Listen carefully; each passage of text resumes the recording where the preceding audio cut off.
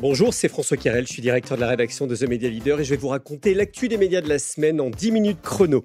Un épisode spécial ici depuis le 50e Grand Prix de la communication extérieure à l'abbaye des Vaux de Cernay, c'est près de Rambouillet dans les Yvelines. Et un invité exceptionnel, Jean-Charles Decaux, le président du directoire de JC Decaux, numéro 1 mondial de la communication extérieure, sera notre invité dans un instant.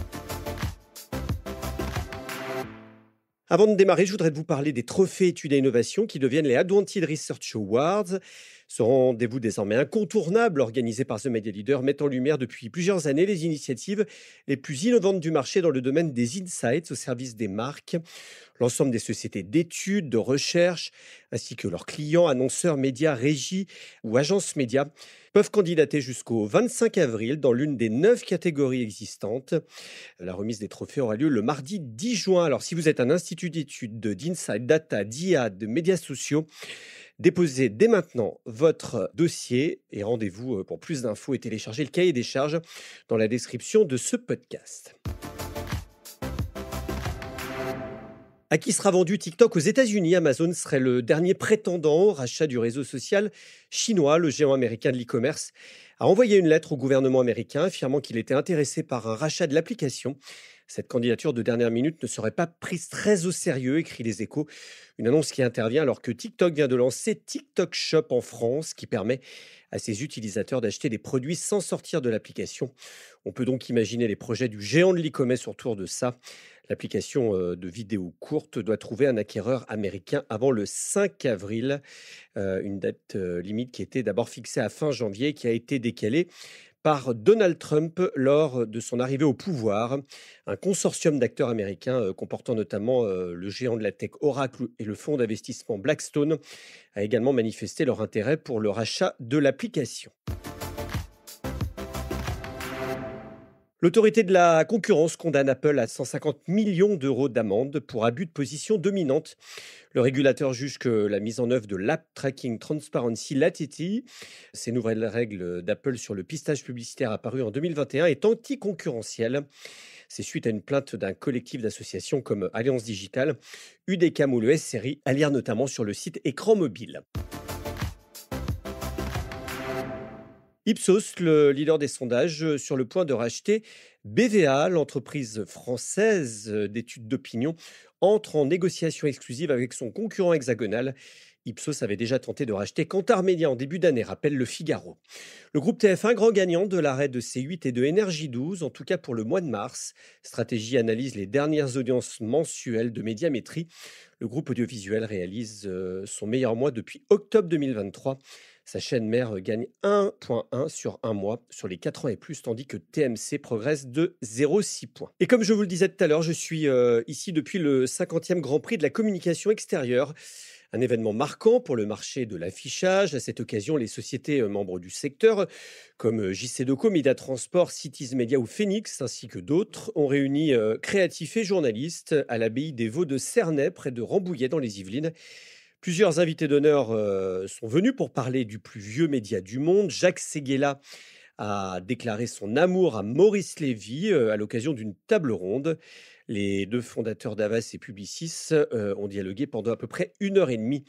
Tu as Publicis dans la peau comme j'ai Havas dans la mienne, a martelé Jacques Séguéla. Et justement, notre invité cette semaine déclare lui aussi son amour à la communication extérieure.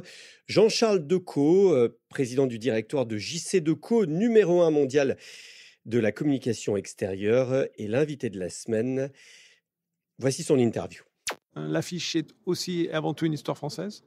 Deuxièmement, une force et une puissance qui a été très bien résumée par Maurice Lévy et par Jacques Séguéla, où l'affiche, c'est tout ce qui reste quand on a oublié les autres médias. Et puis, troisièmement, un hommage finalement à quelque chose de très puissant, qui est d'être capable de créer l'émotion et de reconstituer l'âme des campagnes dans la rue. Et c'est vrai que là où on voit que l'âme peut se dégager, c'est à travers nos campagnes et sur nos différents supports dans les villes ou dans les rues du monde. Et cette puissance-là, je pense qu'elle sublime assez profondément, finalement, notre média, son aspect unique et d'être au cœur, en fait, de la vie des gens. Et ça, c'est très fort. Et tout le temps. C'est quoi pour vous une bonne campagne? C'est, j'imagine, un bon support, mais c'est quoi une bonne campagne d'affichage? C'est une campagne d'abord qui vous marque. Alors, elle peut vous marquer sous différents angles. Elle peut vous marquer à travers l'humour, elle peut vous marquer à travers l'émotion, à travers la qualité du visuel. Mais inexorablement, c'est une campagne que vous devez retenir. Et d'ailleurs, vous le voyez aujourd'hui, l'imaginaire collectif de cet après-midi s'est souvenu de toutes et de chacune de ces campagnes, même si vous n'étiez pas là pour le voir parce que vous étiez trop jeune à l'époque. C'est des campagnes qui ont eu une immense portée dans la population parce qu'elles ont fait plus que vendre un produit. Elles ont touché les gens dans ce qu'elles ont de plus profond, qui est, ce qui a été rappelé tout à l'heure d'ailleurs, donner une âme aux marques. Et ça, c'est ce que je pense qui est très difficile à faire avec un média digital. Et c'est là où il faut continuer à être au cœur des mobilités à travers l'affiche sous ses différentes formes, comme on a pu le voir tout à l'heure. Donc d'abord d'avoir un ancrage fort, des racines fortes, et d'être capable de réhumaniser et de donner une âme à ces campagnes dans un monde où on est multi-sollicité toute la journée. Justement, Valérie Descamps, qui préside le Grand Prix de la communication extérieure cette année, disait que la communication extérieure, c'est le dernier grand média historique face au GAFA. C'est votre avis aussi ? Oui, alors je ne sais pas si je le mettrais comme le dernier grand média historique, mais je dirais que c'est un média d'une grande modernité, finalement. Et c'est ça ce qui compte. C'est comment on est capable en permanence de se réinventer. Et je crois que la communication extérieure, sous ses différentes formes, a été capable de se réinventer. Et c'est pour ça que c'est aujourd'hui le média qui a le taux de croissance le plus fort en valeur relative. Je pense que c'est cette réinvention, sans perdre de vue qu'elle est encore une fois au cœur des mobilités. Et quand vous regardez deux chiffres qui sont très marquants et qui montrent encore la marge de progression, c'est que d'un côté, vous passez globalement un peu plus d'un tiers de votre temps en dehors de votre domicile par jour. Et la communication extérieure ne représente encore que à peine 8% des investissements publicitaires mondiaux, alors que vous passez plus de 30% de votre temps dans les transports publics, dans les transports collectifs, en mobilité, en société. Et ça, c'est quelque chose qui doit continuer de progresser. Je pense que ce disconnect entre les 35% passés en dehors du domicile et les 8% d'investissement en moyenne mondiale montre tout le potentiel dont on doit avoir. Et pour cela, n'oublions jamais que le cœur des batailles, c'est la créativité. Parce que si vous avez l'idée en communication extérieure, vous avez le visuel, vous avez la campagne et vous avez globalement le succès au bout du chemin. Et cette créativité, et d'où l'importance de ce Grand Prix, c'est de travailler avec les nouvelles générations de créatifs pour leur rappeler sans cesse et toujours que c'est un média d'une formidable modernité, mais d'une formidable aussi difficulté parce que c'est le média de la synthèse absolue. Et on l'a vu dans les images. Les images étaient très épurées, un slogan qui résonne au-delà de la marque. On l'a vu dans le Club Méditerranée, on l'a vu dans Citroën, vous l'avez vu chez Darty, c'était quelque chose qui embrassait quelque chose de plus large que de vendre un simple produit. Et c'est ça le talent créatif. Le talent créatif, c'est de, à la fois, quasiment promouvoir un produit ou un service qui va au-delà du produit lui-même. Il n'y avait aucun prix dans tout ce qu'on a vu ce matin. Et c'est pourtant des campagnes qui ont marqué des générations entières. Et ça, c'est le talent créatif. Et c'est ça qu'il faut essayer de sublimer à travers nos supports. La qualité, le cœur, être au cœur des mobilités, de toutes les mobilités.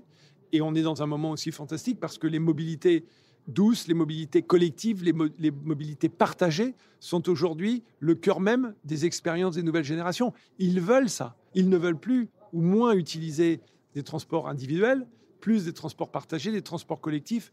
Et je pense qu'il y a cette nouvelle relation à une génération qui aujourd'hui a envie de se retrouver en fait. Et on se retrouve où ? Au cœur des villes, dans les villes, ou dans les lieux, on va dire, dans lesquels nous travaillons, les transports publics, les transports collectifs, les galeries marchandes ou autres.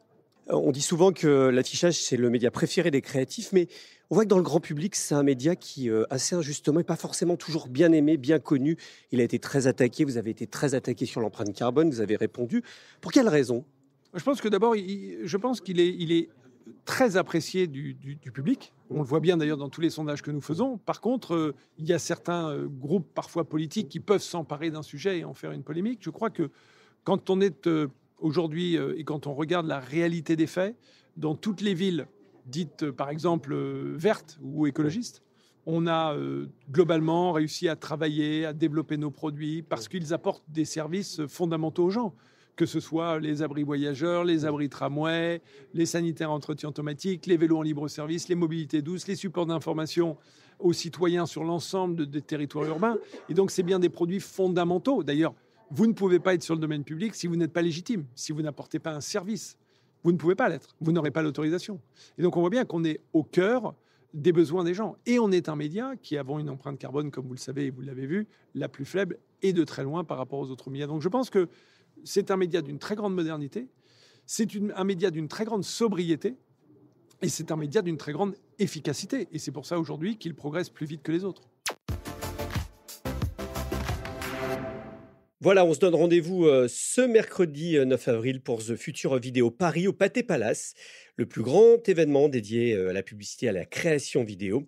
3 salles en simultané de 9h à 16h30 avec notamment comme invité Rodolphe Belmer, le patron de TF1, Justine Rist, la directrice générale de YouTube en France, ou encore Hugo Décrypte, tous les patrons de Spotify et X. Voilà, c'est la fin de cet épisode, enregistré ici à l'abbaye des Vaux de Cernay, près de Rambouillet, à l'occasion de la 50e édition du Grand Prix de la communication extérieure.